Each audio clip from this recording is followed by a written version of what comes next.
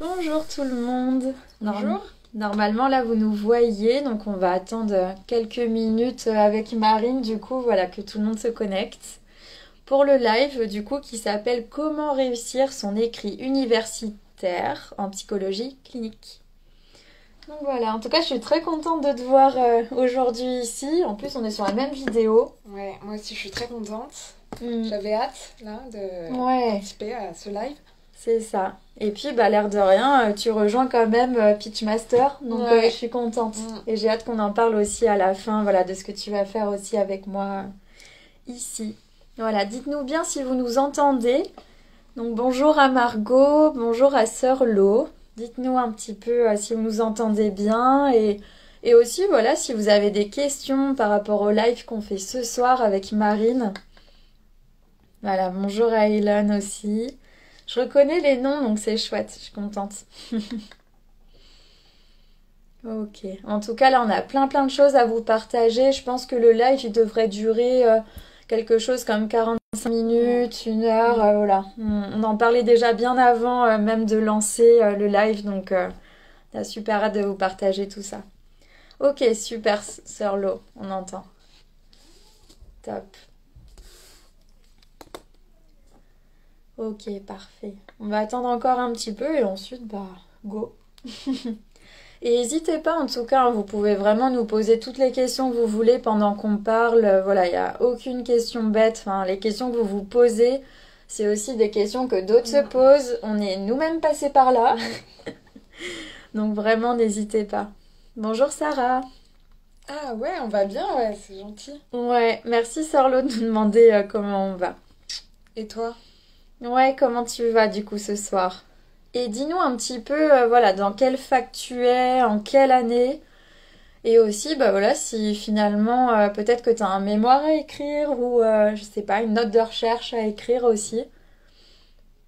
Bonjour petite Lu, j'espère que tu vas bien. Nous, on se voit demain, petite Lu. Elle est psychologue aussi. D'accord. Ouais. Et du coup, elle participe pas au programme de la sélection?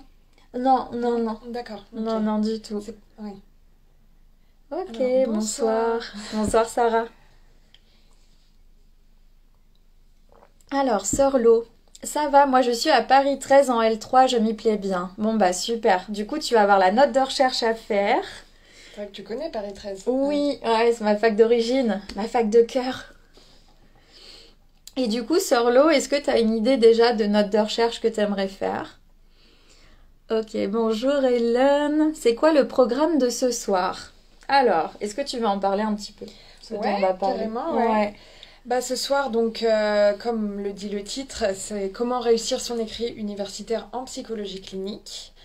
Donc, c'est un titre un peu large, un écrit universitaire. Bon, tout le monde en a à faire pendant ses études. Souvent, on appelle ça un mémoire, voilà, ou une note de recherche. Ouais. Ça peut même concerner, on en reparlera par la suite, mais ça peut concerner un rapport de stage aussi. Enfin, voilà. En fait, quand il s'agit d'élaborer vraiment et d'écrire un écrit, quoi, qui est souvent important pendant les études. Et donc, on va aborder ça, voir comment on a des conseils, de l'expérience. Enfin, voilà, nous, on en a eu, on vous en parlera aussi, mais on en a fait plus d'un, d'écrits universitaires. Et vous parlez aussi, finalement, comment on a dépassé les moments de doute, de stress. Et il y en a eu, il y en a eu pas mal. Et franchement, la preuve que c'est possible parce qu'on est là toutes les deux. T'es psychologue clinicienne. C'est ça, ouais. Je suis aussi psychologue clinicienne. Et voilà. Et en fait, là, on a vraiment à cœur de vous transmettre aussi ce qu'on a appris par nous-mêmes et aussi voilà, ce que les profs ont pu nous transmettre et qui est hyper intéressant, quoi. Ouais. Et qui sait même réussir à apprécier aussi. Parce que souvent, ça, on peut se dire c'est un peu énorme comme travail et ça met beaucoup de pression pour la plupart des étudiants. Mais aussi, ça peut être quelque chose auquel on peut s'approprier et qui va devenir, ou en tout cas à la fin on sera fier. Voilà, moi c'est l'objectif que je me suis toujours fixé pour mes écrits, c'est être fier de ce que j'ai pu écrire. Et, Ouais, je suis vraiment contente que tu rejoignes du coup Pitchmaster là-dessus et pour pouvoir accompagner les étudiants sur tout ça. Alors, il y a Sœur Lo du coup qui disait « J'aimerais faire mon terre sur le parcours PMA, les conséquences que ça peut avoir psychiquement. » D'accord. Super intéressant. Ça c'est un sujet en plus très intéressant. Ouais, très actuel. Surtout, tu vois, si tu vas un petit peu, bah justement, sur les couples qui peuvent être de même sexe, de même genre, enfin voilà, avec ces questions éthiques qu'il y a derrière, c'est hyper intéressant. Et Sarah nous dit, je ne m'en sors pas de mon terre. Ma problématique est validée, mais trop de questionnements. J'ai peur de faire un hors-sujet, pas solide scientifiquement. Ouais, ça on comprend, hein, ça, ce genre de questionnement. En plus, la question de est-ce que c'est suffisamment scientifique, ça c'est posé tout au long des études de psychologie. Hein, ça, pour en parler, hein, on a fait un master recherche et c'est vraiment que la question de scientifique, tout ça, ça revient souvent. Ouais. Mais non, on va pouvoir échanger parce qu'il y a toujours aussi un moyen un peu de se dépatouiller de tous ces questionnements et de pouvoir avancer. Ouais, exactement. Surtout si tu as une problématique validée, ça veut dire que quand même ça est parti, quoi. Il faut... Ouais, c'est un gros point. Tu sais, la problématique validée, Sarah, c'est vraiment énorme. Enfin, c'est très souvent, en plus, on peut rester bloqué. Mais moi, je voyais en master recherche, je suis restée bloquée plusieurs mois sur la problématique. Et c'est vrai que j'avais ce sentiment-là de tant que la problématique était pas correcte, pas validée, bah j'arrivais pas à avancer. Donc dis-toi que déjà là t'as fait un vrai premier step. Ensuite le reste, j'ai envie de te dire tant mieux en fait si t'as plein de questionnements, ça veut dire que le sujet, tu vois, il te motive. C'est ça, ouais. Ouais. C'est ça parce que parfois on cherche un peu le côté simple et très comment dire, étape par étape, mais en fait il y a des moments où on revient sur ce qu'on a écrit, sur ce qu'on a, même des problématiques parfois elles peuvent être validées et quand même soi-même on a envie on voit différemment les choses Donc, et on remodifie encore voilà. Et on reprécise les choses. En fait, dis-toi que là, tu vois, c'est quelque chose de vraiment positif, finalement, que tu sois dans des questionnements. Ce qui est très dur, je trouve, je sais pas pour toi, mais c'est quand tu rouvres un peu ton écrit, que ce soit mémoire, note de recherche, et que tu bloques, et que juste tu n'arrives plus à avancer, en fait. Que t'as plus de questionnement, t'as plus rien. Genre, c'est le blackout. Et ça, c'est dur dans ces moments-là. Donc toi, c'est bien parti. Maintenant, laisse-toi porter aussi par ton sujet et ose aller vers les questionnements qui, toi, te plaisent, en fait. C'est ça, ouais. Parce que le hors-sujet, alors ça aussi, on sera amené à en parler parce que c'est intéressant. Il y a les consignes universitaires, il y a ce qu'on te demande, et enfin voilà, et ça, il faut pas les ignorer. Mais après, un hors-sujet, il faut aussi se faire confiance. Et... il en faut quand même beaucoup pour faire un hors-sujet. Ouais, totalement. Mais fais-toi confiance, Sarah, en tout cas. Je vois qu'Alexia est connectée. Donc, Alexia était justement dans notre master recherche, où on était toutes les trois, qui est là. Ok.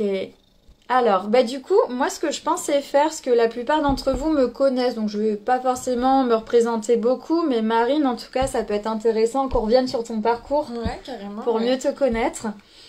Donc voilà, dis-nous un petit peu quelles études t'as fait, voilà. Alors, moi, j'ai commencé la psycho directement après le bac. Voilà, c'est vraiment un métier coup de cœur hein, que j'ai tout de suite su que je voulais faire ce métier.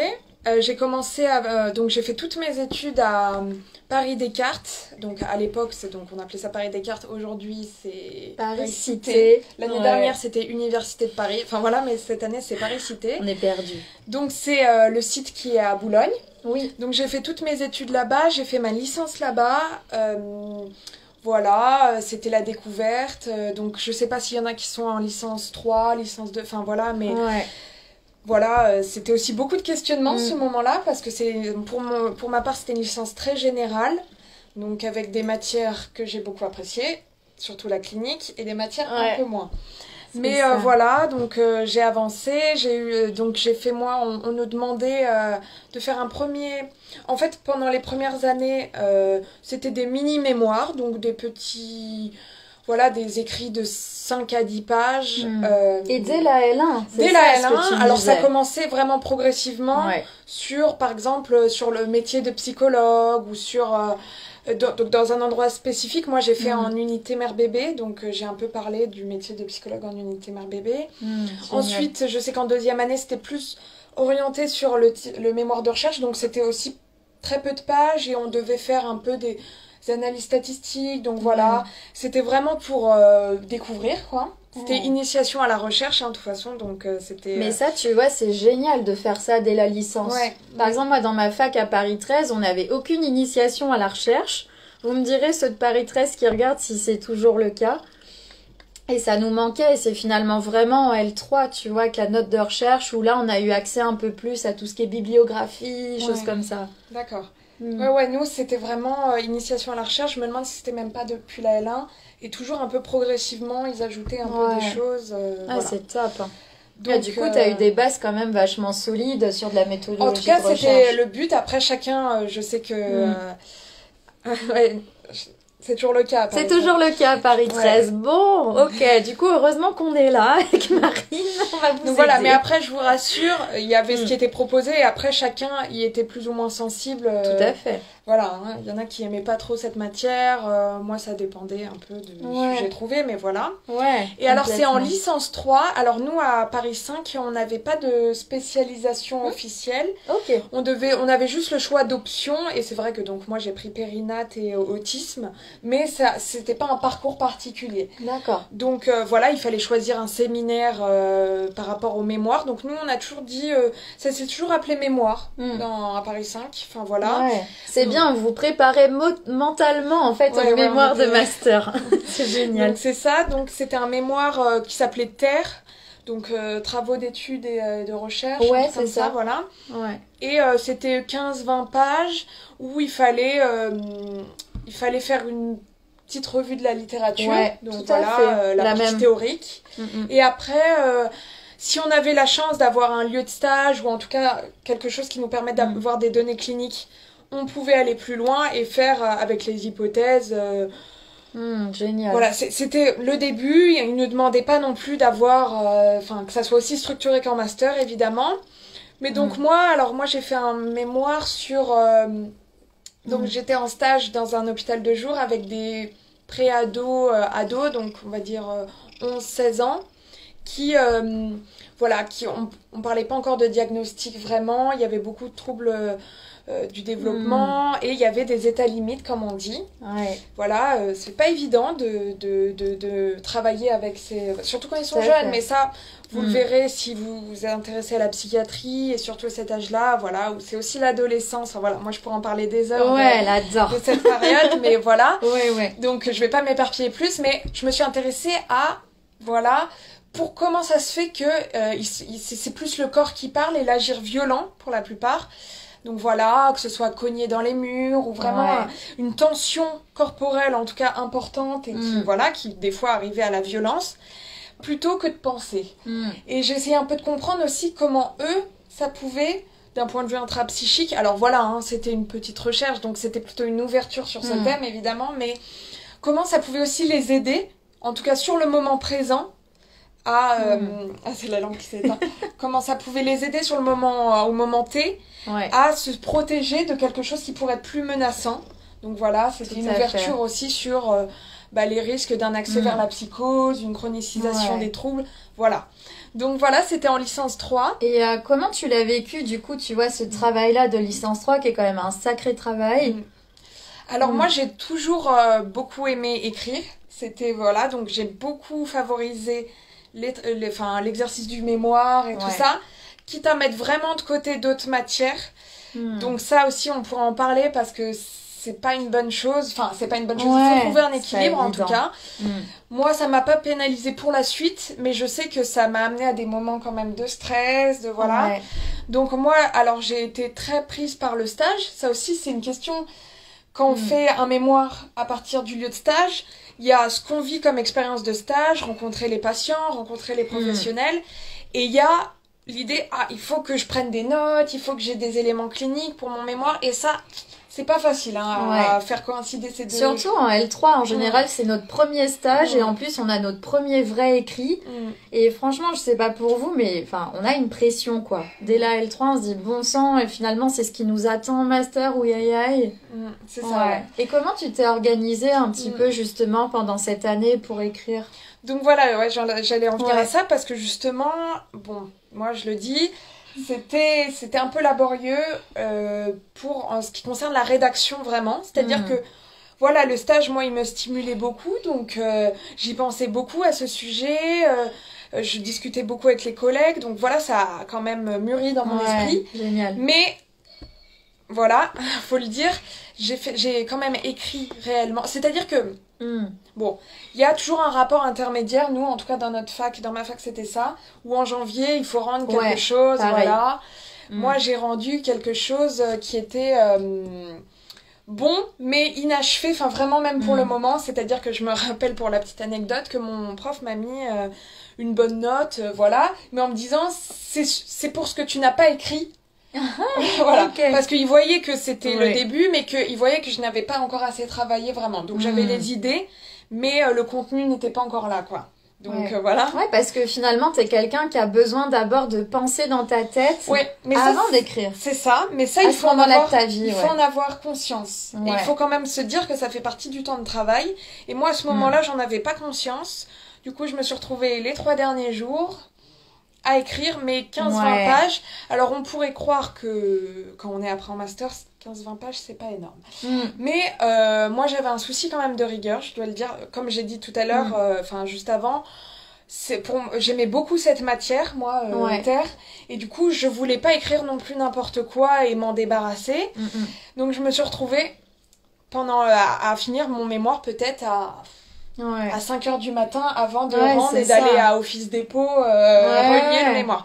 Donc ça m'a vraiment servi de leçon. Mais tu vois là l'exemple de toi-même que tu donnes, c'est finalement, je pense que ce qui est beaucoup arrivé même aux personnes qui nous regardent. Moi, il y a pas mal de coachés qui ont pu me raconter justement que leur terre, ils l'ont fait très rapidement.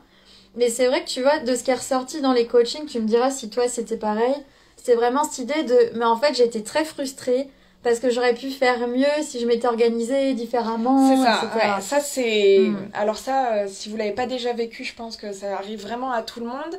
C'est découvrir donc les derniers jours avant le rendu qu'en fait notre sujet il est génial, qu'on aimerait en apprendre beaucoup plus, mais en fait qu'on n'a pas le temps et qu'on va devoir le présenter. Et donc ça c'est vraiment source de frustration. Moi à ce moment-là je me suis dit mais merde quoi, enfin voilà, clairement.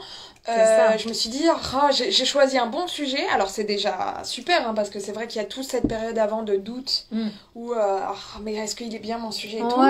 Mais c'est vrai que quand on se retrouve au dernier moment, ça fait qu'on doit faire des choix, ça fait qu'au niveau de l'apprentissage, parce qu'en fait le travail de mémoire, et ça c'est vraiment ce que j'aimerais vraiment transmettre à ceux là qui écoutent et ceux qui se posent des questions par rapport à tout ça, c'est l'occasion de se spécialiser un petit peu et de s'ouvrir à un champ précis de la psychologie.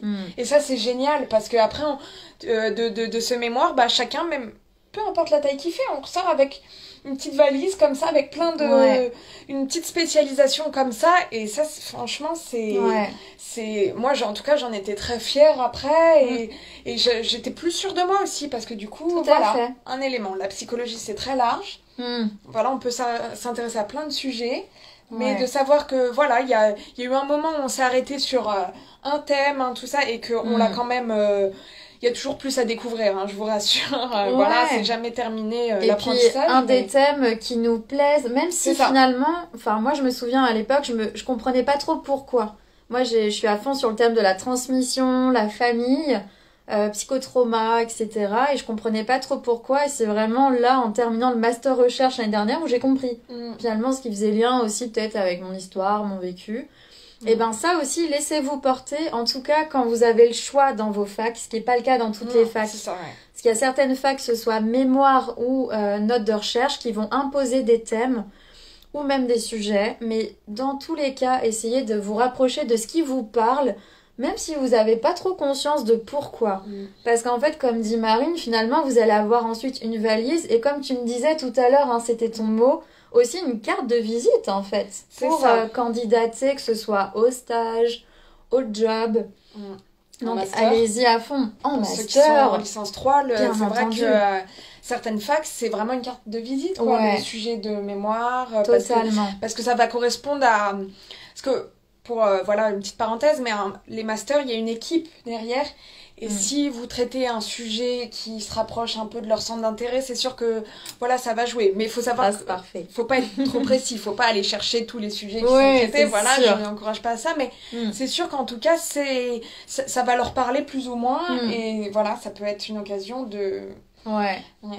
d'être encore... d'être de mieux correspondre, au master. Et c'est vraiment cette idée aussi de pouvoir construire déjà votre projet professionnel. C'est-à-dire, c'est pas à partir de la validation du master que ça se construit un projet pro.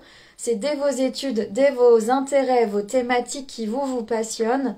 Bah, allez-y dedans. Essayez de faire des écrits universitaires sur ça pour commencer, comme dit Marine, en fait, à se spécialiser un peu dedans. Et puis, derrière, vous verrez, en fait, où le vent vous portera. Mais allez vers ce qui vous plaît, parce qu'il y a aussi un truc que moi, je trouve important. Parce que j'ai fait, du coup, un mémoire en M1, un autre mémoire en M2 sur un autre sujet, et un autre mémoire en master recherche sur un autre sujet. Et en gros, le truc qui est super important de cette expérience-là, c'est choisissez vraiment un thème de mémoire qui vous plaise à fond. Parce qu'à un moment donné, vous aurez un petit peu envie de le vomir, hein, faut le dire. Clair, c'est clair. Ouais. Vous pourrez plus le voir du tout. Et ben, je vous assure qu'il vaut mieux le faire avec un sujet que vous aimez de base qu'avec un sujet que vous sentiez pas trop et qu'en plus vous devez vomir derrière. Donc voilà, partez sur ce que vraiment vous aimez. Et ça fait partie du processus d'écriture aussi. Et ça, on l'a bien déconstruit en master recherche. Hein. Ouais. Du coup, par rapport à, si je reviens un peu à mon parcours, tout à fait. Donc voilà, mon mémoire de licence 3, donc premier petit mémoire, mais quand même construit, quoi. Ouais. Donc première expérience où j'ai retiré quand même comme idée que bon, il faut pas s'y prendre au dernier moment. Alors, je vous rassure, enfin là, vous avez devant vous quelqu'un qui s'organise très bien et quelqu'un qui... C'est pas ma nature de m'organiser, mais j'ai vu avec l'expérience à quel point c'est nécessaire parfois. Oui. Alors, quand on n'est pas du genre à s'organiser, il faut quand même trouver des stratégies pour voir venir un peu les choses. Enfin voilà, parce que on n'est pas tous aussi organisés que toi. Et encore, je suis organisée parce qu'avant je l'étais pas du tout. Donc voilà, c'est comme j'ai fait d'autres études avant, en fait j'ai appris à le faire et parce que un peu comme là je pense t'allais dire, c'est que en fait en vous organisant, bah vous gagnez du temps, vous gagnez de l'énergie, donc vous avez envie de bosser. Il y a ça aussi qui se passe. Mais ça aussi, on pourrait en parler de beaucoup de l'organisation, c'est aussi connaître sa façon de travailler. Ouais. C'est pas que le calendrier et les dates butoirs. Ça, c'est très important quand on a un rendu universitaire parce que voilà, il faut rendre à une date donnée et qui des fois nous convient et des fois pas du tout. Mais il y a aussi se connaître sa façon de travailler et connaître ses moments où on travaille le mieux. Enfin voilà, ça c'est vraiment c'est très important. Et du coup, oui, donc voilà, moi j'ai eu comme première idée, c'est voilà, comment réussir à ne pas faire tout au dernier moment, même si ce premier exercice, il m'a permis de comprendre que moi j'ai besoin, par exemple, de temps pour penser le mémoire. C'est-à-dire que j'ai pu connaître aussi, à la fac, on est amené à discuter avec les autres étudiants de eux, comment ils s'organisent. Et j'ai pu connaître aussi d'autres personnes qui avaient besoin que ça soit quand même terminé avec un temps d'avance. Voilà, assez important, parce que c'était important pour eux. Voilà, moi j'ai vu que si je voulais terminer par exemple un mois à l'avance, des fois les profs conseillent, il faut vous laisser un mois avant pour le faire relire aux autres, pour relire soi-même, pour ça. Je suis d'accord dans l'idée, mais en fait... Dans l'idéal. Voilà. Mais la réalité est que en fait, y a l'année universitaire, elle passe très vite. Que parfois, quand on a eu le moment de... Si on utilise le lieu de stage, enfin voilà, il est arrivé que en novembre, enfin voilà. On dit que l'année universitaire, c'est septembre-octobre, mais en fait, le moment où on est vraiment plongé dans le mémoire, c'est souvent plus tard, et c'est normal. Et du coup, moi, je me suis rendu compte qu'il me fallait vraiment ce temps de réflexion et que si j'écrivais directement ce que je pensais au fur et à mesure, enfin, à ce moment-là, comme si c'était ce que j'allais rendre à la fin, non. C'était pas de qualité, c'était pas... Voilà. Donc après, on peut parler aussi du fait que quand même, il faut noter ses idées. C'est pas... Oui, parce qu'après, on les oublie aussi d'un moment à l'autre. Enfin voilà, après, c'est vrai qu'il y a plein de stratégies quand on co-construit, mais...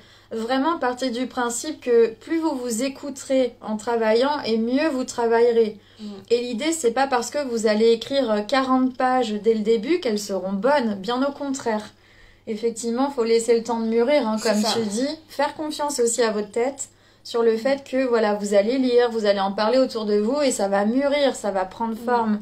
C'est pour ça, Sarah, quand tu nous disais « Ok, la problématique, elle est validée, par contre, j'ai plein de questionnements », bah c'est génial, en fait. Surtout en novembre, là. C'est top. Ah ouais, moi, j'ai jamais... Pour mon expérience, mais je me suis beaucoup réveillée vraiment en mettant la pression. en février, mars, hein, mars. C'est ça. Et je le dis, c'est trop tard. C'est trop tard quand on veut vivre bien ce processus. Tout à fait, sereinement. Sereinement, c'est ça. Ouais. Et du coup, voilà. Et donc, après, en master, donc j'étais en master à Descartes, toujours, psychologie, psychopathologie clinique, psychanalytique. C'est comme ça que ça s'appelait. Ouais. Et que ça s'appelle toujours, d'ailleurs. Tout à fait. Et donc là, j'étais dans à nouveau un hôpital de jour pour adultes, où en fait je découvrais vraiment la prise en charge groupale. Alors moi, ça fait partie vraiment de mes thèmes que j'ai beaucoup questionné, qui m'intéressaient beaucoup, mais que j'ai beaucoup questionné. Le groupe, la subjectivité, être sujet, donc c'était auprès de patients donc psychotiques, vraiment pour la grande partie, hein, vraiment. Et donc je me suis intéressée, mais pourquoi on propose autant de prise en charge en groupe auprès de patients qui ont comme difficulté majeure ce souci d'être sujet, l'identité, tout ça. Voilà. C'est passionnant. Voilà, on parle beaucoup en cours en théorie d'identité, de sujets morcelés, toutes ces angoisses typiques psychotiques. Et donc moi je me suis dit, d'accord, je remettais pas en question le fait que qu'on me propose du groupe, mais je voulais comprendre pourquoi. Parce que ça semblait vraiment s'opposer, quoi. Je me dis que quand on a du mal à se sentir soi avec une identité solide, si on nous mélange comme ça fait... Et en fait, donc j'ai questionné ça, donc mon mémoire... Et ça, c'est génial, parce qu'en fait, ce que tu questionnes là, c'est vraiment le cœur même d'un mémoire, d'un travail écrit universitaire, où finalement, on va questionner quelque chose que plus grand monde questionne, quelque chose qui paraît couler de source, alors que non. Et en fait, c'est là où un mémoire est vraiment, vraiment intéressant. Ouais, et là, c'est vraiment la première année, c'est bien ce que tu dis, parce que c'est la première année où je me suis dit, non, mais j'ai pas envie de subir le mémoire, j'ai envie qu'il me serve. Génial. Et du coup, le titre, pour donner un peu... c'était le sujet schizophrène, la question du groupe en tant que vecteur de subjectivité. Donc voilà, j'ai vraiment... et du coup, pour ceux qui s'intéressent à la psychiatrie à nouveau et qui... quand même, qui connaissent assez bien le sujet psychotique, les sujets psychotiques, je préfère dire comme ça, et on sait qu'en fait le groupe c'est très important, c'est vraiment très très riche. Mais voilà, donc voilà, j'ai questionné ça, c'était aussi le mémoire, c'était m'aider à mieux comprendre les choses. Et c'est vrai que en fait, ça amène à se décoller un mémoire où il faut dire des nouveautés, des choses comme si on allait révolutionner un peu les choses. Et voilà, on veut pas se répéter. C'est pas la question de reprendre tout ce qui est dans les écrits qu'on lit, mais en tout cas, c'est moi, j'ai mes propres questionnements. Et là, ce que Sarah, tu disais avec les questionnements, il faut aussi que tu puisses voir quels sont tes questionnements à toi pour pouvoir un peu les mettre en ordre et les utiliser. Complètement. Et justement, te dire que ces questionnements-là ont un sens, alors ça, on a adoré en master recherche, que ton sujet même de recherche a forcément un impact sur toi aussi. Et tu vois, c'est intéressant là, Sarah, ce que tu dis. J'ai l'impression que la prof a validé ma problématique sans voir les trucs qui coincent. Mais j'espère que je me trompe. Là, t'as un léger syndrome de l'imposteur, tu vois. Mais vraiment, fais confiance au process, Sarah. Les questionnements que tu as, ils ont forcément un sens avec ta thématique de recherche. Parce que là, pour l'instant, on ne sait pas ce que c'est. Moi, je serais bien curieuse de savoir sur quoi tu travailles. Et alors, est-ce que tu nous as dit en quelle année Sarah allait ? Je crois que c'est en L3, il me semble. Tu nous redis, Sarah. Mais je crois que c'est ça. Parce qu'en tout cas, ce que je peux te dire, surtout si t'es en L3, mais même en général, c'est que aussi après la confiance, elle vient au fur et à mesure des mémoires qu'on rend. Moi j'ai pris confiance au fur et à mesure. Et je peux te dire que l'année dernière en master recherche, j'étais assez confiante dans, on parlait de syndrome de l'imposteur, mais en tout cas dans mes compétences à pouvoir transmettre aussi quelque chose. Parce que c'est vrai qu'on est là à essayer de manier les idées d'auteurs qui ont fait largement leurs preuves. Et la confiance, elle vient aussi après avoir rendu progressivement. Oui, du coup, c'est là où c'est bien d'avoir plusieurs... progressivement les universités qui proposent plusieurs écrits, parce que en fait si on est directement confronté à un mémoire énorme de fin d'études, très dur, il y a de quoi avoir moins confiance en tout cas. C'est ça, et c'est là en fait où la méthodologie, plus vous allez la faire, plus vous allez la retravailler et l'adapter à vous, et mieux ça ira. Et c'est aussi pour ça en fait que Marine, effectivement, t'as créé aussi cette offre élaboration sereine dont on parlera à la fin de ce live, mais c'est vraiment voilà, pour accompagner les étudiants de la L1 au M2 au niveau de vos écrits universitaires. Et c'est justement de développer une méthodologie qui est personnalisée, qui est auprès de vous. Donc Sarah, ce que tu dis, c'est que tu es en L3 à l'IED de Paris. Ok. Alors Sarah, sur le football et son impact sur le sentiment d'efficacité à l'école chez les MNA, donc les mineurs non accompagnés. Ouais. Eh ben, on avait une collègue étudiante qui avait fait son mémoire. Sur les pas MNA. du tout sur le même sujet, mais avec la même population. Ouais, tout à fait. Et ouais, c'est super. Eh ben, c'est vachement original en tout cas. J'ai rarement vu un sujet comme ça. Je trouve ça très intéressant aussi. Surtout en L3 de se lancer. Voilà, vraiment d'avoir. Très pertinent. Je pense que tu as compris par contre vraiment l'idée d'un travail de recherche. Parce que là, on voit vraiment. Enfin, le sujet, moi, comme ça, il m'interpelle. Enfin, ouais. Génial. Et donc Amélie qui nous dit, donc Amélie c'était une de mes coachées dans le programme sélection de l'année dernière et qui maintenant est en master de criminologie en Belgique, à Liège. Donc j'ai un article scientifique à faire pour mon cours de recherche. Ma prof nous a dit que si on ne sent pas frustré lors de la construction de notre recherche et qu'on ne s'est pas bien questionné, mais tellement. Alors moi je pourrais rebondir là-dessus. Quelque chose qui m'a beaucoup aidé à me rassurer, c'est en master 1. J'avais mon directeur de mémoire qui disait si vous n'avez pas un moment où vous avez envie de laisser tomber, c'est pas normal. Presque. C'est ça. Et que carrément, il avait avec lui, il était aussi directeur de thèse et il disait le nombre de thésards, de doctorants qui veulent abandonner et que lui, il acceptait ce genre d'émotion comme ça et que c'était possible d'en questionner. Moi, ça m'a énormément soulagée parce que je me suis dit si des gens en thèse doutent. Mémoire, c'est que nous aussi du coup. C'est que c'est vraiment et que même il nous avait dit que ce qui est important c'est qu'il faut accepter ces périodes de doute. Ça on pourra en parler aussi et toi tu sais très bien et moi aussi j'ai traversé ça. Qu'est-ce que j'ai traversé ça l'année dernière. Des moments de blocage de tout ça où vraiment on peut plus s'ouvrir l'ordinateur, on peut plus regarder notre sujet, on a l'impression que c'est plus possible. Et que c'est totalement normal, vraiment. Ça fait partie du processus du mémoire, et Tout à fait. Et qu'après, il s'agit de comprendre un peu ce qui se passe pour soi. Faire un peu d'introspection. Et en parler aussi avec les autres étudiants, avec même des gens qui sont pas forcément familiers au travail du mémoire. Parce qu'en fait, ça peut être pour des raisons diverses. Ça peut être la peur, tout simplement, parce que c'est un travail important. Donc ça peut aussi beaucoup inhiber, mais ça peut être aussi... moi je connais, il y a des personnes aussi dans notre master l'année dernière qui... C'était aussi parce que, parfois quand on s'appuie sur le terrain de stage comme données cliniques, on est confronté à des choses pas faciles. Et parfois, ça nous bloque un peu aussi. Donc c'est aussi, parfois, ça peut être un événement aussi. Ça peut être de multiples choses. Et ce qui compte, c'est de pouvoir un peu en parler. Et prendre du recul et se dire que ça aussi, c'est un truc que moi, j'ai beaucoup retenu de l'année dernière. C'est qu'en fait, on choisit pas les sujets par hasard. Même les sujets imposés, l'air de rien. La manière dont on va le traiter, il n'y a pas de hasard. Et il y a forcément, du coup, un peu de nous qui entre dans le sujet et qui fait que il y a des enjeux qui vont se créer et qui sont internes. Et je me souviens à Pitchmaster justement en story, je me souviens vous avoir dit, j'ai encore la vidéo de ça en story à la une. Je vous annonce, en fait, j'arrête mon mémoire recherche parce que je n'y arrive plus, parce que je suis bloquée. Et je me souviens vous avoir parlé de ce processus-là et ça m'avait fait beaucoup de bien de vous en parler en fait. Et j'en avais aussi beaucoup parlé à Marine, parlé aux autres personnes de la classe.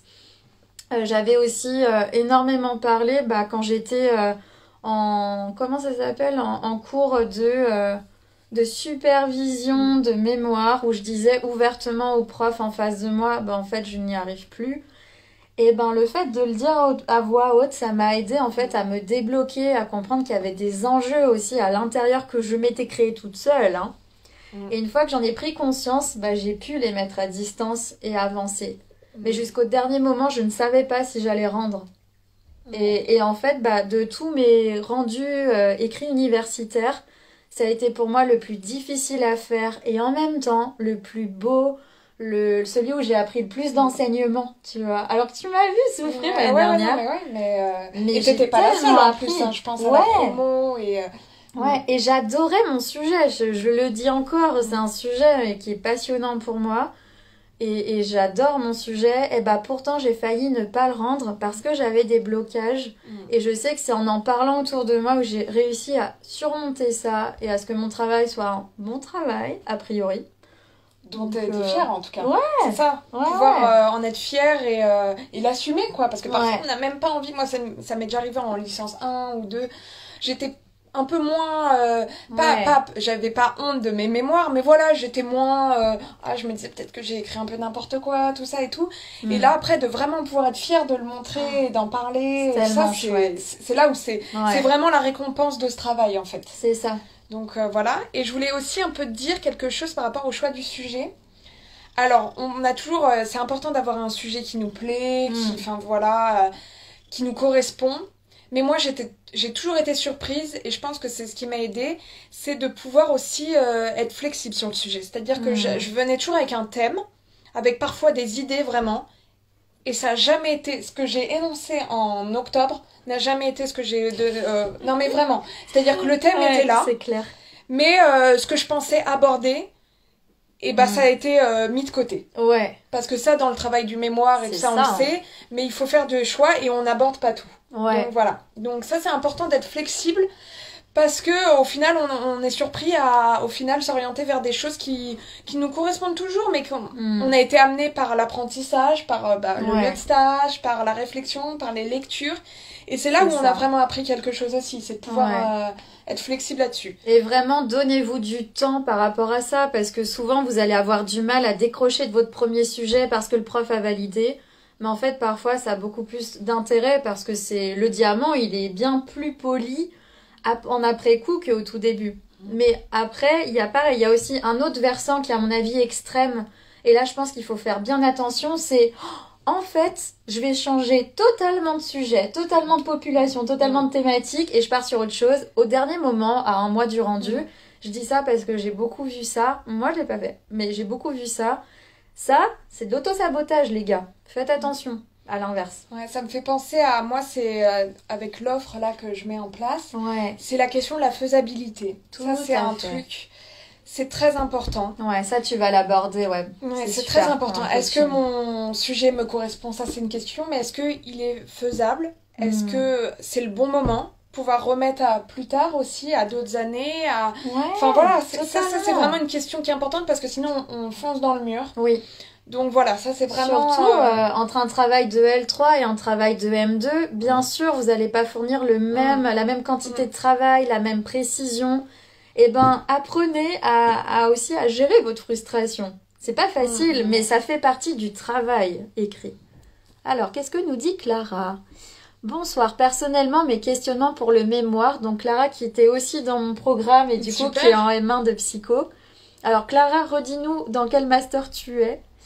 Mes questionnements pour le mémoire ont beaucoup émergé lors des colloques auxquels j'ai pu assister. L'associativité est beaucoup plus fluide. Ouais, tu vois, ça c'est typiquement ce que je dis aussi autour de moi. C'est, par exemple, je vous disais tout à l'heure que j'ai parfois mis un peu de côté les autres cours, les cours théoriques, les cours, pour me focaliser sur le mémoire. Mais par contre, quelque chose qui m'a vraiment servi, c'est d'écouter. Parce que dans chaque cours ou dans chaque séminaire, il y a eu des informations qui m'ont interpellée, auxquelles je n'aurais pas imaginé m'intéresser, chercher sur Kern, et tout, et qui en fait m'ont servi pour mon mémoire. Ouais. Donc c'est important d'être assez actif dans l'écoute, ça, en tant que psychologue, de toute façon, on peut que vous le conseiller, mais c'est sûr que de pouvoir vraiment...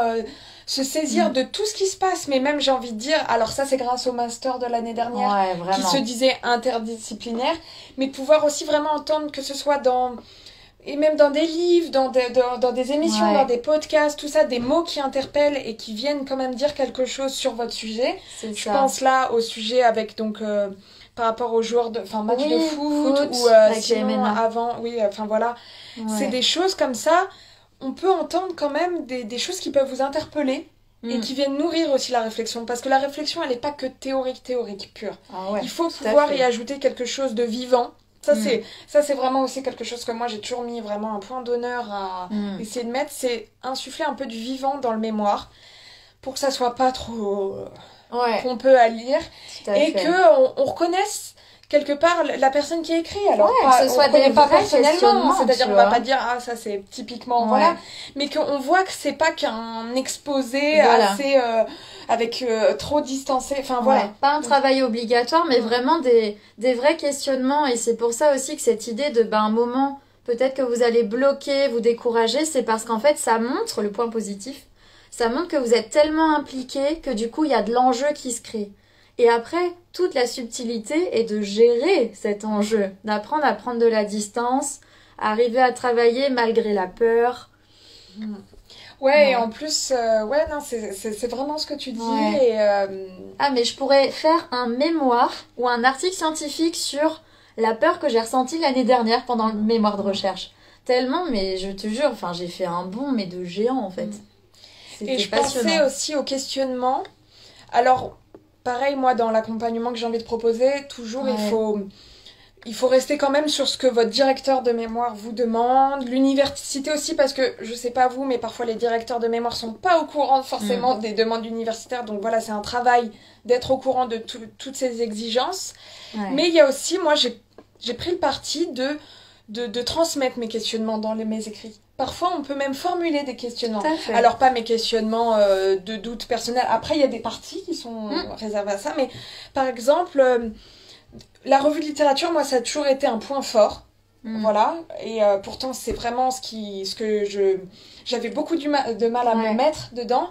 Mais une fois que j'étais dedans, c'est un de mes points forts parce que de ce que disent les auteurs, je génère d'autres questions. Ouais. Et C'est je les mets génial. dedans. Tu Et t'appropries voilà. un peu les Je réflexions des m'approprie auteurs.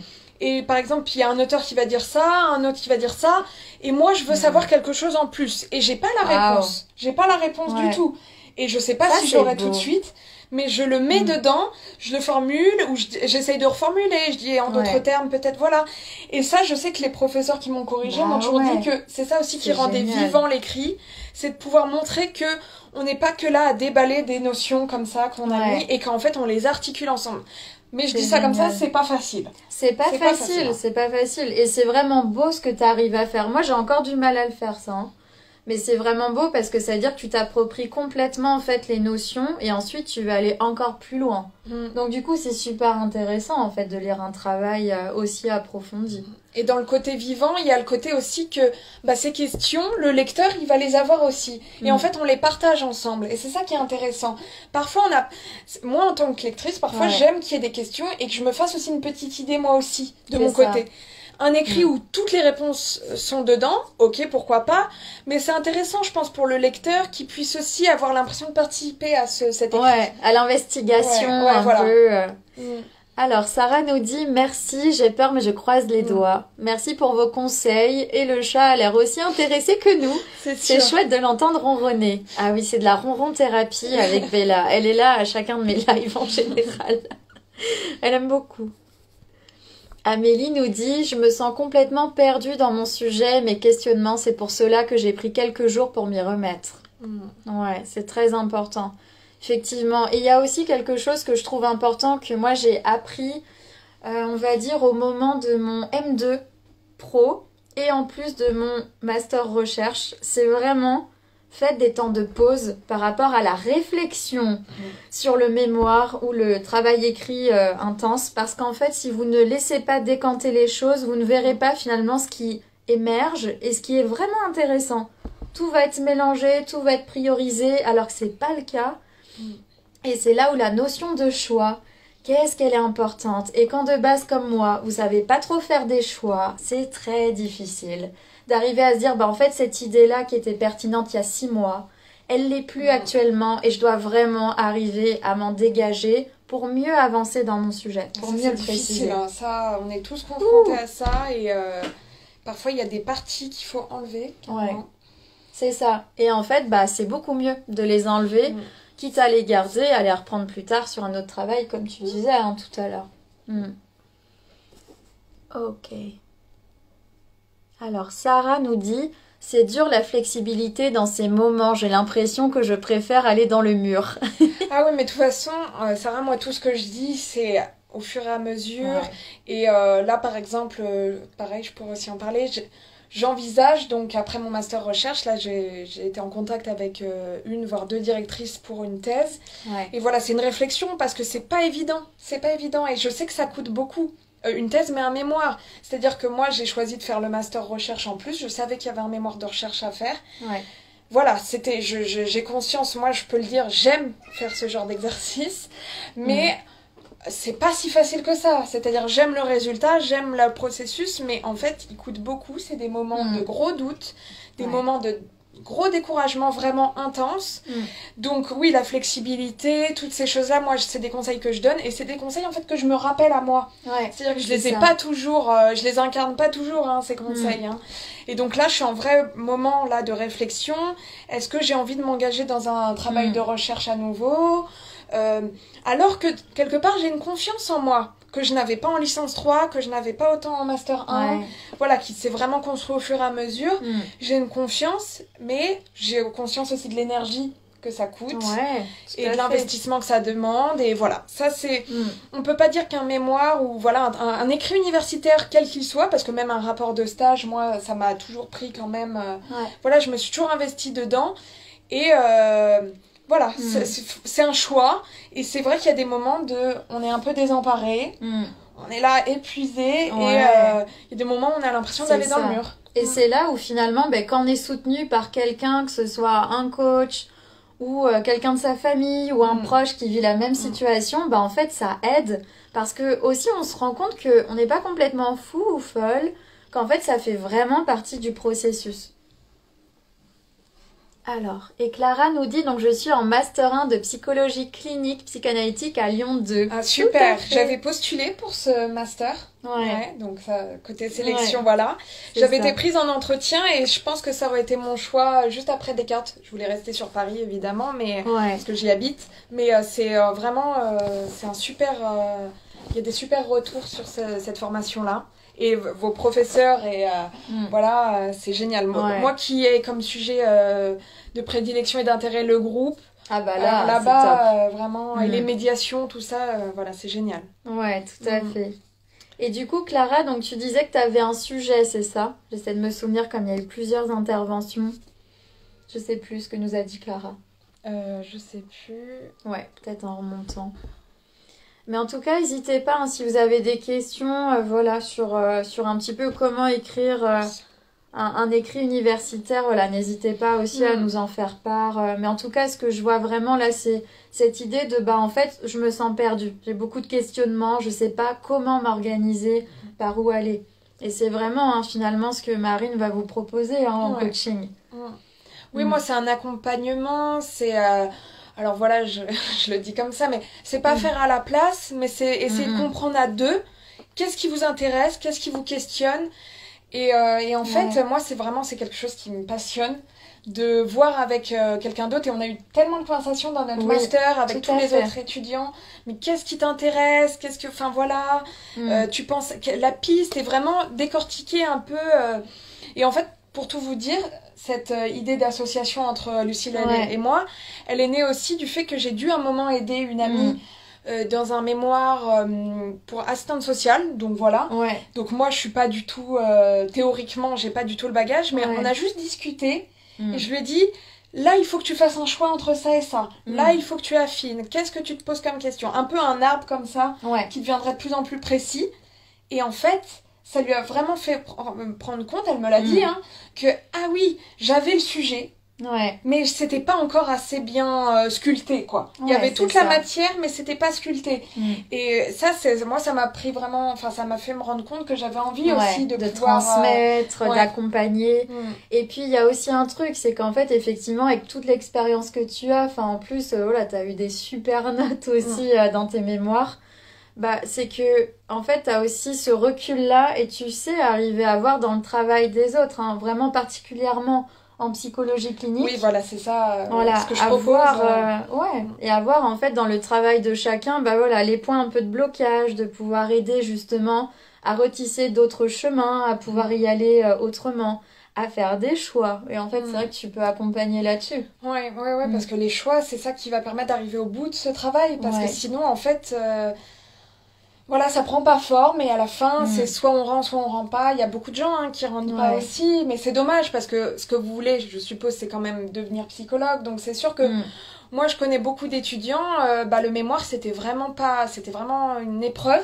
Bon, ça l'est pour tout le monde, je tiens à le rappeler. Ouais. C'était une épreuve pour moi. Voilà, tout mon entourage, toute ma famille en a entendu parler. On en parle encore aujourd'hui. Mais il y en a pour qui c'est vraiment l'obstacle. Vraiment le gros obstacle avant le diplôme. Ah oui. Mais il le faut quand même, en fait. Ouais. Et c'est ça aussi où j'aimerais, moi, vous accompagner pour ceux qui sont un peu dans cette situation-là, peut-être. C'est ça.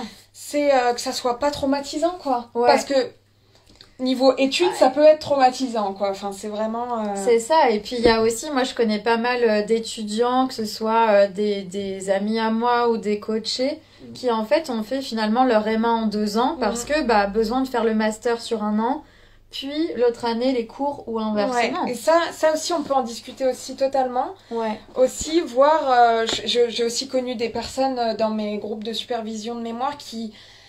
ils redoublaient leur année et là il leur restait que le mémoire à faire, donc qu'est-ce qu'ils tiraient de cette première année, voilà, parce qu'ils reprenaient souvent un sujet, soit ils changeaient totalement parce qu'ils avaient vu que c'était pas possible, ou soit ils continuaient, donc voilà, ça aussi on peut reprendre ces choses ensemble, enfin voilà. Donc en fait c'est vraiment là finalement en soutien et tu vas guider aussi d'une certaine manière les personnes dans leur travail, et c'est vrai que voilà, enfin toujours dans les valeurs de Pitchmaster, effectivement, voilà, Marie ne va absolument pas faire à votre place. Moi, c'est pareil pour moi. Quand je travaille sur la sélection, je ne fais jamais à votre place. Par contre, on guide. Ouais. Et on est là, en fait, pour vous faire prendre conscience aussi de vos blocages, de ce qui, au contraire, vous intéresse.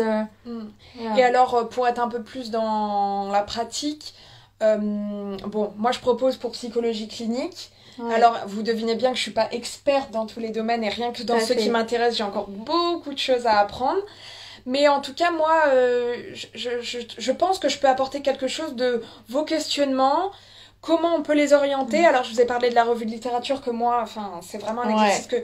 En fait, c'est-à-dire que je supporte pas l'idée, pour moi, pour mes écrits, de proposer 15-20 pages, voire même plus. J'ai des revues qui ont fait 30 pages, ennuyante au possible, où personne, enfin voilà, et ça, donc ça demande quand même de la réflexion, de tout ça et tout, et pour le coup, peu importe le thème que vous avez, moi je suis intéressée par tous les thèmes, il y a mes thèmes que j'aime traiter dans la recherche, dans les mémoires, et il y a après des thèmes à côté que je lis. J'écoute beaucoup de podcasts sur le traumatisme, sur des choses. C'est des sujets que je traite pas du tout dans mes mémoires, enfin voilà, et même dans mon travail, là où je travaille, c'est pas vraiment typiquement, c'est pas ce que je traite, mais ça m'intéresse. Donc voilà, moi, tout ce que je peux le dire aussi, vous m'apporterez quelque chose aussi en retour. Parce que moi, en fait, quelqu'un qui me parle de son mémoire, mais je me rappelle les discussions qu'on avait sur c'est passionnant. C'est super. Et j'en ai reparlé à d'autres personnes après, qui sont dans la psychologie. Je connais quelqu'un qui fait sur le voyage et tout ça. Et des sujets de réflexion et tout ça. Et donc vraiment, c'est ça aussi l'idée. De pouvoir s'apporter mutuellement des choses. Et en fait, ce qu'on dit par là, c'est finalement que la méthodologie, voilà, c'est ce que vraiment Marine va vous apporter par son offre de coaching. Et en même temps, en fait, le fond, le sujet, comme tu es intéressé par tout ce qui touche à la clinique, en fait, tu vas aussi explorer en même temps que vous, en fait, ce sujet-là. Alors, ce que nous dit Clara, je crois que ça, c'est les premières. Ah oui. Alors, Clara, j'ai des questionnements qui ont émergé lors des colloques, mais mon but est de lier la question de la temporalité du dialogue avec le sujet en début versus fin de vie. Et ce n'est pas figé. Tu vois, c'est génial parce que moi, pour mon projet de thèse, la temporalité, ça rentre vraiment en compte. Je m'intéresse à la question du passage à l'âge adulte. C'est un thème très large que je suis en train de... J'ai déjà traité l'année dernière en master recherche et que je continue vraiment à explorer et qui est en ce moment très actuel. Voilà.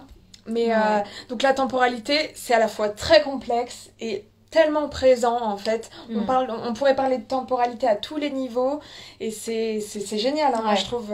Pareil dans mon sujet aussi de recherche l'année dernière, je l'évoquais aussi dans le voyage, la temporalité, on a vu cette discussion aussi, comment, le avant, après voyage, comment est-ce qu'on évolue. Cette bulle un peu à part aussi, ce temps un peu figé dans le temps qui ressort. C'est génial. Il est passionnant ton sujet, Clara. Mais du coup, n'hésite pas, hein, voilà, si tu as besoin aussi d'être accompagnée là-dessus, voilà, tu sais que Marine... Ou si en tout cas tu as envie de discuter aussi pour commencer, là en me contactant sur Pitchmaster, complètement. Rien que pour parler un peu référence et tout ça, enfin voilà, ça peut être très intéressant. Moi, ça m'intéresserait beaucoup. Et du coup, là-dessus, effectivement, donc Marine, en fait, a accès à l'Instagram de Pitchmaster et vous pouvez tout à fait lui adresser des messages à elle. En gros, en explicitant, voilà, c'est pour Marine. Et après, comme ça, le lien, elle vous répond directement. N'hésitez pas. Hop. Donc, il y a Guignard qui te demande « Bonjour, tu as eu quoi comme note ?» Donc, je pense que c'est pour les mémoires. Oui, d'accord. Alors, pour mon mémoire de licence 3, j'avais eu 17. J'étais très, très, très, très contente. Voilà. Pour mon mémoire de Master 1, donc sur la question du groupe, j'avais eu 17 aussi. Donc, voilà. Super. Pour mon mémoire de Master 2 professionnel, alors là, c'était pas un mémoire de recherche théorique. C'était un mémoire sur... l'identité du psychologue, donc en fait c'était comme un rapport de stage mais théorisé avec beaucoup de questionnements. Super. Et qui était très long à faire aussi mais qui était un peu en décalage avec ce que j'ai l'habitude de faire. Là j'ai eu 16 ou 15, non 16 je crois, enfin il faudrait que je revérifie mais c'était soit 15 soit 16, voilà. Et pour mon mémoire l'année dernière de recherche, dont je suis très fière, je vais le dire, j'ai eu 18 et j'étais vraiment très contente. Et ce que je retire en plus de ça, c'est que alors je m'attendais pas à avoir 18 du tout parce que, vous savez, à l'université, on sait pas si les profs peuvent mettre ce genre de notes. Des fois, il y en a qui se limitent à 15. Donc, en plus, la question des notes, elle est très variable parce que moi, c'est aussi ce que je veux vous demander si je vous accompagne, c'est un peu me faire un peu décrire le profil de votre directeur de recherche pour un peu cibler aussi les objectifs parce qu'en fait, moi, je connais des personnes qui étaient suivies par de très bons directeurs de recherche mais qui une très bonne note, excellente, c'était 15, c'était 14, 14-15. Et voilà, il faut faire aussi avec, donc la note, elle veut pas tout dire. Mais du coup, voilà ce que je disais sur ma dernière note où j'ai eu 18, je m'attendais pas à avoir 18, mais par contre, quand j'ai rendu, j'étais sûre, enfin pour moi, je méritais au-dessus de 16. Et ça, c'est une force. Voilà, je dis ça parce que j'avais conscience du travail que j'avais rendu, j'avais vraiment de la qualité et... voilà, j'étais aussi en lien avec mon professeur et j'estimais quand même que c'était pas quelqu'un de cassant qui allait vraiment voir à la baisse. T'avais confiance. Et du coup, 18, ça m'a vraiment surprise et j'étais vraiment super contente. Mais voilà, savoir que je méritais très bien en termes de niveau, ça, j'en avais conscience. Et pour moi, j'aurais eu par exemple 14, tout ça, j'aurais été déçue. Donc toujours contente de ce travail achevé, ça c'est hyper important. Mais voilà, j'avais conscience de la qualité de mon mémoire. Et ça c'est important, que cette dernière année que j'ai su. Ouais, c'est ça, c'est avec toute ton expérience en fait que maintenant tu arrives à jauger de manière plus réaliste finalement tes efforts, un petit peu aussi finalement la note qui va derrière. Voilà. Et les attendus, comme tu dis, des professeurs. Parfois on jauge assez mal ces attendus-là. Et là-dessus, c'est vrai que Marine, en fait, va vraiment vous accompagner sur finalement, qu'est-ce qu'on attend de moi. Parce qu'on ne vous demandera pas les mêmes choses en L3, M1, M2, en fonction des profs, en fonction des universités, des facs. C'est ça, Alors, Clara dit, je pense que je vous solliciterai dans peu de temps. Super. Écoute, il n'y a pas de souci. Et pareil, pour les personnes qui peut-être auraient envie de s'engager un peu plus en profondeur sur ces écrits-là, sur les coachings écrits universitaires avec toi, Marine. Du coup, vous pouvez aller directement en appel découverte. Oui, ça, comme vous super, connaissez. C'est cool, En lien dans la bio, vous faites appel découverte et ensuite, en première ou deuxième ligne, vous aurez justement élaboration sereine. Donc, c'est l'offre de Marine et il y a écrit Marine entre parenthèses, vous verrez. Vous allez trouver facilement et ensuite, vous pourrez parler avec elle pour voir un peu comment vous pouvez travailler ensemble, en fait. Ouais, vas-y. 14 pour mon mémoire en L3. C'est génial. Parce que, en plus, je dis ça parce que en L3, c'est les premiers écrits et ça, c'est une note qui lance vraiment. C'est-à-dire que, en plus, moi, les notes, c'est très différent parce que, pour vous dire, et ça, c'est plus du côté de la sélection, de tout ça, mais moi, à part mes mémoires, dans tout le reste, j'étais très moyenne, vraiment très moyenne. Et donc voilà, il faut pas non plus se définir par ça dépend beaucoup du correcteur et tout ça. Et 14, c'est... ça lance, c'est très bien. Quand on s'exerce pour la première fois à l'exercice d'un écrit comme ça. Ouais. Franchement, moi je sais qu'en L3, c'est une note qui m'aurait totalement... C'est ça. Ah ouais. Ouais. Vraiment. Et moi, de souvenirs, hein, par rapport à mes notes, j'étais très investie hein, dans mes mémoires aussi. Mais par contre, mes notes étaient moins bonnes. J'avais quelque chose comme 12 en M1. J'avais 14 en M2 Pro. Et alors là, alors que je vous l'ai dit, hein, en master recherche, c'était le plus difficile. J'ai eu 16,5. Et en fait, je pense que c'est vraiment justement ce recul, le fait d'en parler autour de moi, de lâcher prise sur le processus, de comprendre que les difficultés font partie du processus. Et ben, ça m'a vraiment aidé à dire, ok, j'y vais à fond. Et ben, ça a été récompensé. Et j'étais trop contente, du coup, de ça. Hop. Ok.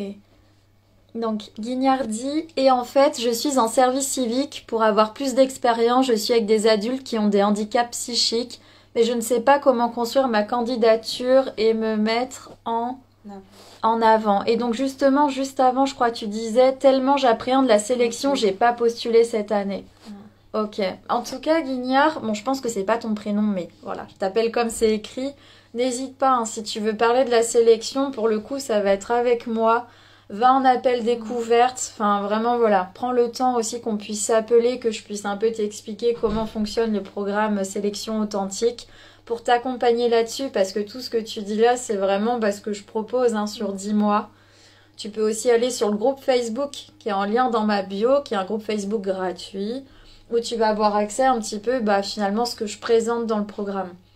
Mais pour le coup, si tu as peur, fais-toi accompagner, que ce soit par moi ou quelqu'un d'autre, au niveau de la sélection, parce que vraiment, 14 c'est très bien. Là, t'as tout en main, t'as l'air de savoir ce que tu veux faire. Ok, Julie. Mon nom c'est Julie, effectivement.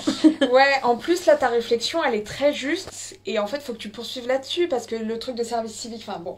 Voilà, on va pas tout développer sur la sélection, mais c'est vraiment des choses qui sont à mettre en avant et que tu peux mettre en avant, et il faut, hein, Franchement, là, j'ai envie de te dire, j'ai envie vraiment de te donner un coup de pouce pour que tu oses postuler à la sélection, parce que là, t'as vraiment toutes les cartes en main, Julie, donc... Mais t'as peur. Et ça, c'est normal, et c'est aussi ça qu'on déconstruit dans le programme sélection authentique. Mais effectivement, là, ce n'est pas le sujet aujourd'hui, mais voilà. Je fais une aparté en même temps là-dessus, mais n'hésite pas. Clara, je vais vous laisser. En tout cas, merci beaucoup. À très bientôt, je pense. Bonne soirée. Bonne soirée aussi à toi, Clara. Ça fait déjà 1 heure. Vite. Ça fait 1 heure. Est-ce que, Marine, t'aurais quelque chose à ajouter? Quelque chose sur lequel tu as envie qu'on termine aujourd'hui pour ce live, ce premier live en tout cas. Ouais, mon premier live, moi j'ai jamais fait de live. Écoute, je remercie déjà ceux qui étaient là et qui regarderont ce live parce que tu vas le mettre en replay. Ouais, bien sûr. Donc voilà, moi je suis motivée vraiment par l'idée d'échanger à propos de tout ça. C'est vraiment super.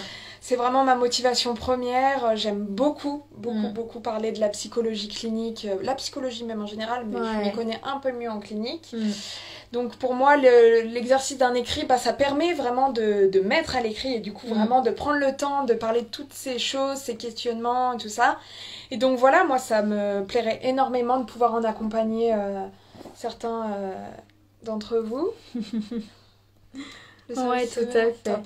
Donc Clara dit PS, le service civique c'est vraiment top. Ose, tu n'as rien à perdre, Julie. J'adore Clara, t'es tellement motivante. J'adore.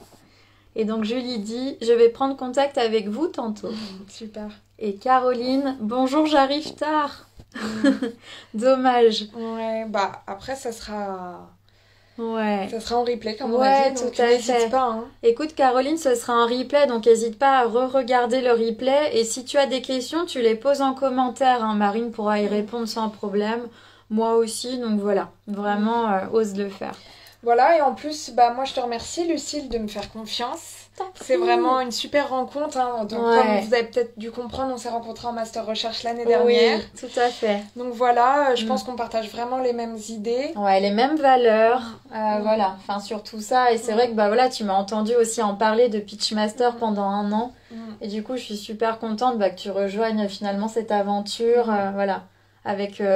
ta thématique autour des écrits universitaires et qui te passionne vraiment.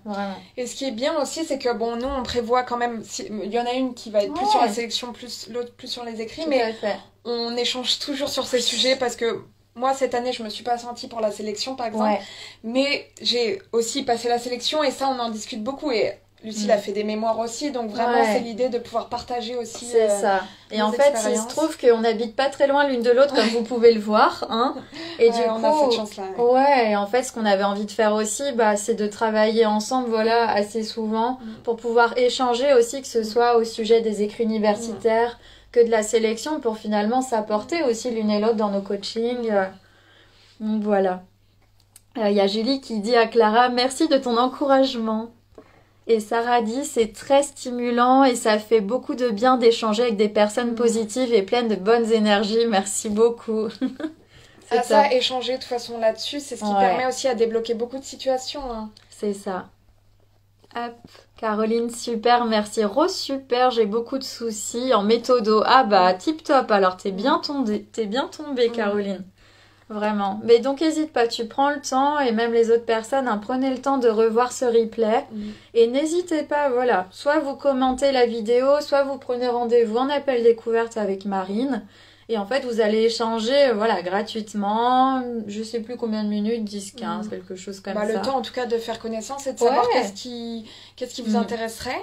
Tout à fait. Sinon, on va mettre de toute façon un post. Oui, tout à fait. Alors, il y a un post qui va sortir, je crois que c'est ce soir ou demain matin, sinon, sur justement l'offre en fait que tu mets en place, élaboration sereine. J'adore ce nom. J'adore ce nom. Il nous est venu comme ça, en plus, c'était trop beau. Donc voilà. Bon, merci à toi. Merci à vous aussi. Ouais, merci à tout le monde et puis à très bientôt alors. Au revoir, bonne soirée.